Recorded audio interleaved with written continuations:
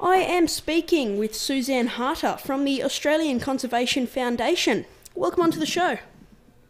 Thanks, Dylan. Thanks very much for having me. So, is Australia at the back of the pack when it comes to these targets? That's a good question. Yes, they are at the back of the pack. If you look at what we would consider comparable economies or OECD countries, I know that Tony Abbott has said, well, this puts us sort of squarely in the middle of the pack. But in fact, that's not necessarily true if you consider Germany, the UK, the USA, Norway, Switzerland, and Europe as a whole. If you look at that group of countries, Australia is at the bottom of the pack. So are these targets that have been announced by the government adequate with scientific data?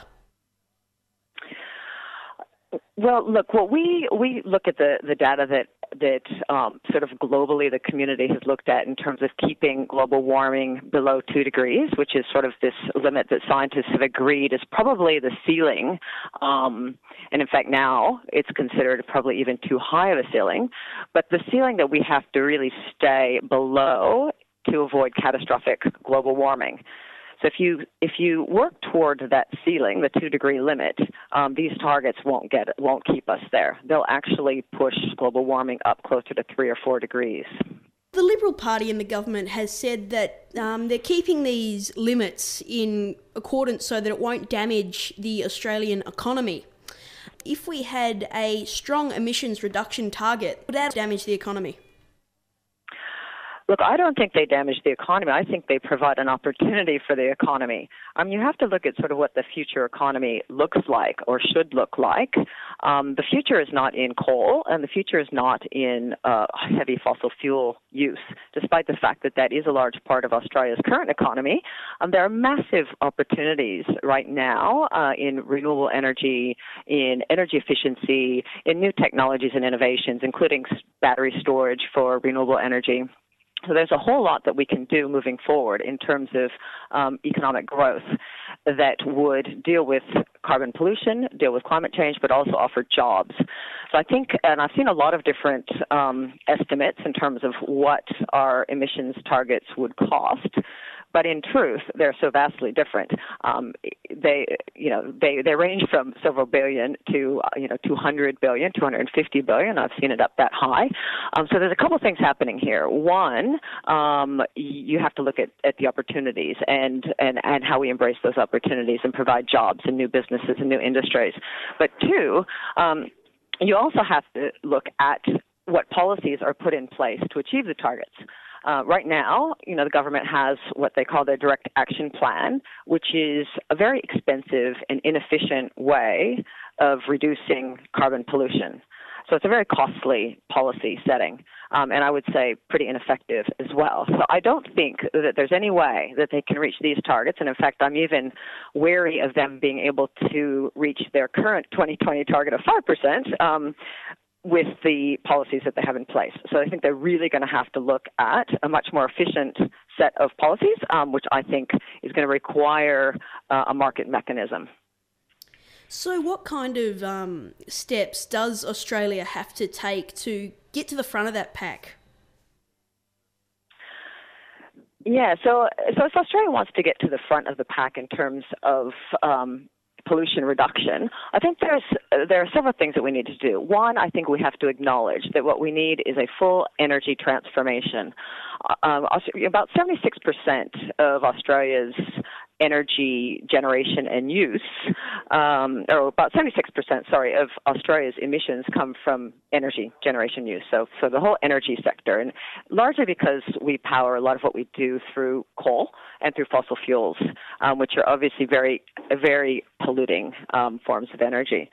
So I think if you look at sort of how we need to move forward, it is a full transformation. So that means embracing all of the wonderful renewable energy resources that we have in the country. We have some of the best solar resources, some of the best wind resources on the entire planet, basically, and a lot of other potential resources like wave energy and geothermal. So really building our renewable energy resources and embracing that. Then the second pillar of that energy transformation would be energy efficiency, really increasing what we do with regards to energy wastage. So we waste a whole lot of energy in industries, in transport, in buildings, even in residential homes. So we can increase our energy efficiency really substantially and save billions and billions of dollars through that. And then the third thing I would say is that we really have to be honest with ourselves, and that the world is changing. Even our biggest importers are changing, and that means we have to look at phasing out coal. And I know that's a difficult thing for some people to even consider, but many people are acknowledging now that there's no future for coal in a carbon-constrained world. So that would be the third pillar. And that requires planning, and it requires taking care of the communities that are surrounding coal-fired power plants, because many of those communities derive a lot of their jobs from coal facilities. So we have to look forward. We need to create a really good plan for how we phase these out, how we replace those jobs, and how we transition those communities in a really fair and just way. So what can the average Australian citizen do to help reduce our emissions? The average citizen, well, there are lots of opportunities. I would say, there are things that you can do at home in terms of, reducing your emissions through changing out your light bulbs, through better insulation in your homes, because we know that heating and cooling is a really big source of energy use and emissions.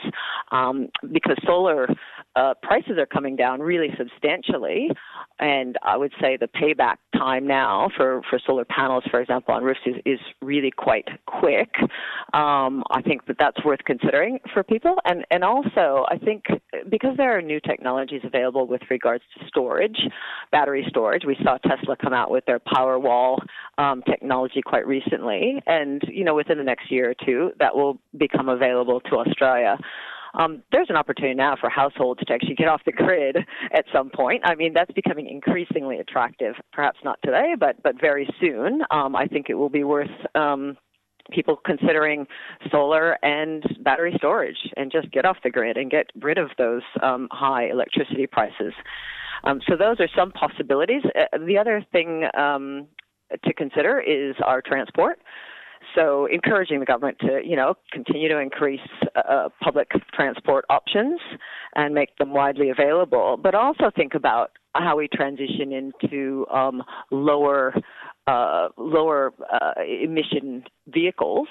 And that really requires, I think, the government to come up with a fuel efficiency standard that's much more rigorous. Right now we see manufacturers dumping not very fuel efficient cars on the Australian market because they can. I don't think there's any need for us to continue to allow that. We really should restrict high emission vehicles. And also, I think, consider transitioning, ratcheting down a vehicle emission standard to the point where electric vehicles become much more attractive, and start investing in battery recharge stations so that people really can move to electric vehicles over time as a more realistic option.